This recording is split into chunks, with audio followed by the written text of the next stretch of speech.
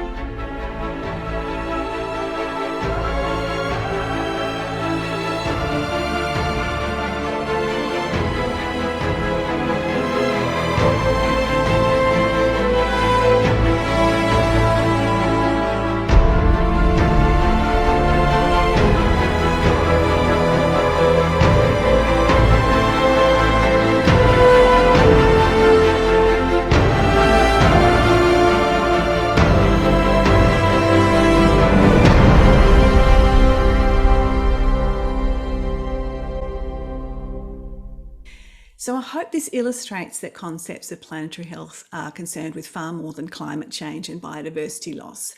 It spans all systems on all scales, from the largest to the smallest, and recognise that basically everything is interconnected and interdependent.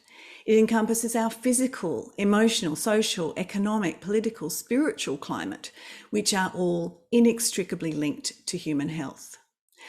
The Anthropocene is an era of profound ecological imbalance, and declining human health reflects ecosystems disruption in all systems on all scales. For decades, we've been seeing an evolving pandemic of non-communicable diseases that closely parallels environmental change at macro and micro levels.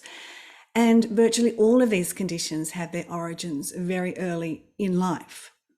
We are seeing progressively younger phenotypes with growing early life burden of metabolic and immune disorders, emotional stress and anxiety. And in my own field of clinical practice, the dramatic increase in infant allergy within weeks of birth is perhaps the most striking measure of early environmental impact on the developing immune system. And our cord blood studies have shown that these multifactorial environmental effects actually begin in utero. This, in other words, is a sentinel indicator with much wider implication for health. Allergy was also one of the first fields to link biodiversity loss with human health, particularly loss of microbial biodiversity with immune health, also with much wider implications. The health of every ecosystem depends on the health of its smallest parts. We've seen large-scale decline in insects, birds, and so many other species, including the foundational ecosystems on which all life depends. The microorganisms, which are critical to large-scale systems like climate biology, right through to the health of every individual organism. So large-scale biodiversity loss with urbanisation is echoed on the microecological scale, from soil microbes to our own personal microbial ecosystems. Now, dysbiotic drift, or the evidence of disappearing microbes in many Western populations, is directly implicated in the rise of many inflammatory NCDs. In other words, there's a direct line between life and distress at the cellular level and the planetary scale, with the drivers of inflammation and dysbiosis echoed across every level. As paediatricians, we can regard this as failure to thrive on all scales, spanning the continuum of people, places, and planet. The omics revolution and biological measures of the total exposome, or the total lived experience over lifetimes and generations, allows us to draw direct lines between microscale and planetary systems. The bottom line is that it's all connected, and there needs to be much greater awareness of these interdependent relationships. So we must take a more integrated perspective that recognises how factors in our wider environment echo through on every level to influence biology across time through the epigenetic transgenerational effects on our DNA. In particular, ecology of the early environment determines lifelong health, including microbial diversity, nutrition, nature, social interactions. In particular, these are important for early immune development, which is core to all aspects of physical and mental development. We now know that early immune experiences can prime our propensity for low-grade inflammation and the risk of many later onset NCDs. For example, it's taken us decades to learn that avoiding microbes is not the solution, and this may actually be implicated in the epidemic of early onset NCDs. In many ways, modernity is associated with extinction of experience, in some cases to a point where we are not even aware of what we've lost, from ancient microbes to contact with nature. Some people have never visited a forest, nor ever seen the stars at night because they're no longer visible in many parts of the world. We have forgotten how important our relationship with nature is for our health, and the powerful effects of awe and wonder that we gain from our sense of connection with the universe. There has been a rise in eco-anxiety and solastalgia. That's the sense of loss and powerlessness with the destruction of our natural environment. We are all experiencing digital displacement of in-person experiences and the nature of social interactions, not to mention the many other adverse effects of excessive screen time on our physical and mental health. Information overload and the frantic accelerating pace of life are eroding attention spans and adding to mental stress and fatigue, often with physical consequences. In a vicious spiral, our individual behaviours often contribute more to collective stress. We're seeing an erosion of kindness, civility and compassion, and this has contributed to community breakdown, isolation and despair. There has been a documented rise in collective narcissism and declining empathy, with damaging consequences at scale. But my goal here is not to dwell in negativity, but to look over the parapet for new possibilities. There is no question that we need to change and that we need to be ambitious. And for that, we need awareness of what we need to change and the inspiration to act. Not only must we address the many negative aspects of the physical, social, and economic environment that are undermining well-being, we must restore the many positive assets that have been eroded with modernity, including contact with nature, biodiversity, microbes, traditional foods, physicality, community, positive emotions, creativity, mindfulness and spirituality. And these are factors that are often neglected or underestimated in their power to promote resilience, equality, fairness, and social cohesion. We cannot shift our current catastrophic global health trajectory and growing disparities if we continue to ignore these dimensions. So our goal really must be towards well-being and flourishing for all. In 2022, President Biden announced ARPA-H as a quantum initiative in health, akin to the former space programs. And I invite you to read our commentary in response to this, which articulates many of these issues that I've outlined here in more detail. While technology is vital for early detection of disease and more efficient treatments, we urge equal attention to the wider environmental ecosystems driving the health crisis in the first place, and the vital importance of taking a life course approach. In other words, there is a need for ecological restoration in every sense, and to go to the roots of our problems, not just the foundational ecosystems, but also the foundational value systems with the deep stories that change cultural identity, belief systems, and normative values. Because in broad terms, all of our challenges arise from a crisis of connection and broken relationships, disconnection from each other, with the natural world, and even with self-awareness and purpose.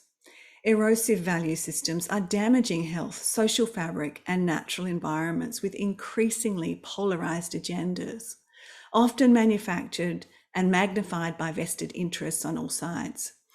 Our powerful collective worldviews are grounded in exploitation, territorialism, overconsumption, and superficial short-term gratification with little regard for consequences.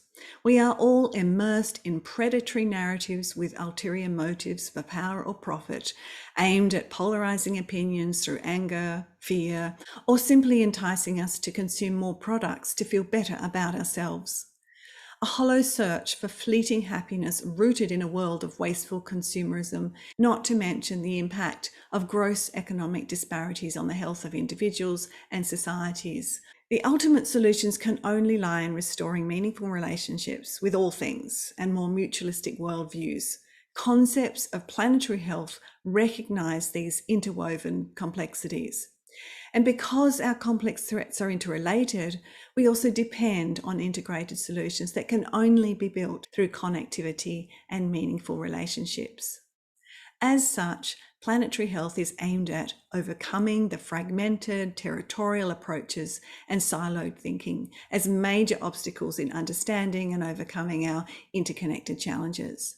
We need a more dynamic understanding of life, which empowers more agile, cohesive, caring, and sustainable solutions. The planetary health community seeks to normalize kindness and more mutualistic values and align personal and planetary mindsets for stronger relationships with ourselves, others, and the natural world, and equally considers our social and spiritual ecology as it does our natural ecology. We place great value on deeper wisdom and hope to redefine progress and growth in more meaningful ways, recognizing that not all innovation is improvement. Of course, technology remains a vital part of the solutions, but it is best applied with more mutualistic value systems as a compass. To quote Renee DeBoz, lest we end up with a jumble of technologies and counter-technologies that smother body and soul. We need quite literally to change the story and replace self-destructive narratives with more constructive ones. We know that it is not enough to criticize the old stories that have shaped our reality. We must actively create new ones to take their place, or nothing can change. And there are many avenues that can contribute to normative shifts and collective actions, including movements to accelerate change through greater awareness and community building, recognizing the power and value of networks like this, and interconnected grassroots efforts.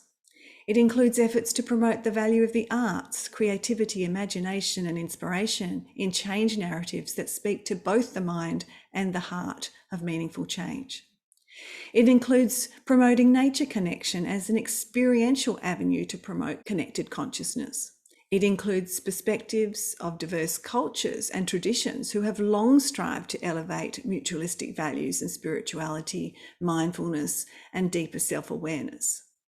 A focus on our children is central to this, not only for their long-term health and the health of their future, but also because this encourages a long view that will not only change our future, but who we are right now.